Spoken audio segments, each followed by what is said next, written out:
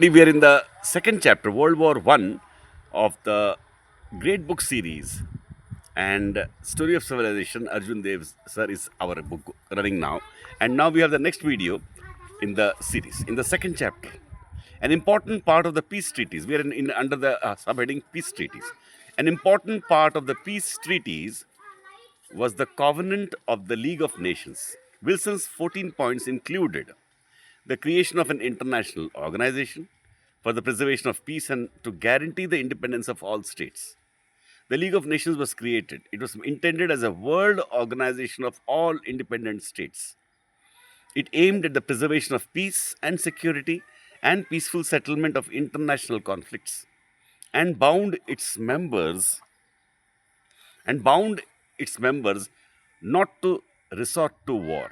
One of its important provisions was with regard to sanctions. According to this provision, economic and military action would be taken against any country which committed aggression. It also bound its members to improve labor and social conditions in their countries. For this, the International Labor Organization was set up, which is now one of the specialized agencies of the United Nations. The hopes of having a truly world organization devoted to the preservation of peace and independence of nations were, however, not realized with the formation of the League. Two major countries, Germany and the Soviet Union, were not allowed to become its members for many years, while India, which was not independent, was made a member. The United States, which had played an important part in the setting up of the League, ultimately decided not to join it. The League was never an effective organization. In the 1930s, when many countries resorted to aggression, the League was either ignored or defied. An important feature of the peace treaties which indicated its nature was a decision with regard to the colonies of the defeated powers.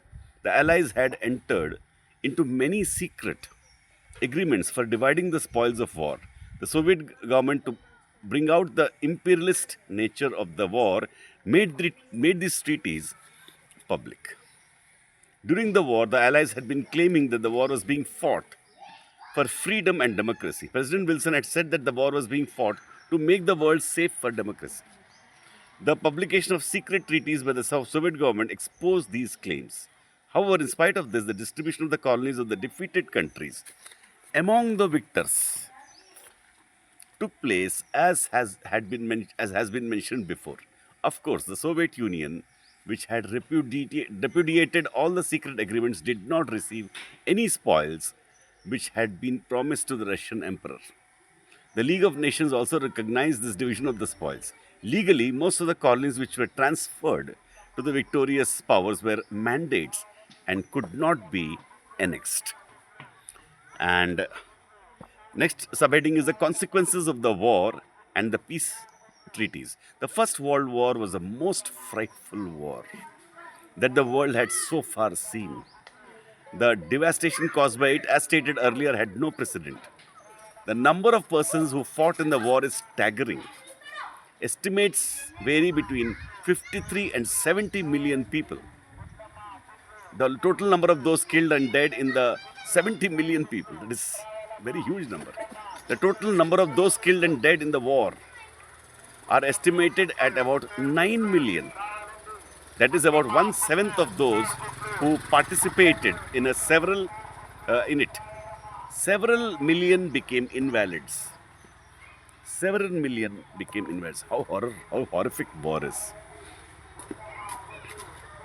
The air raids, epidemics, and families killed many more among the civilian populations. Besides these terrible human losses, the economy of many countries was shattered. It gave rise to many serious social problems. The political institutions, as they had been evolving in various countries, also suffered a serious setback.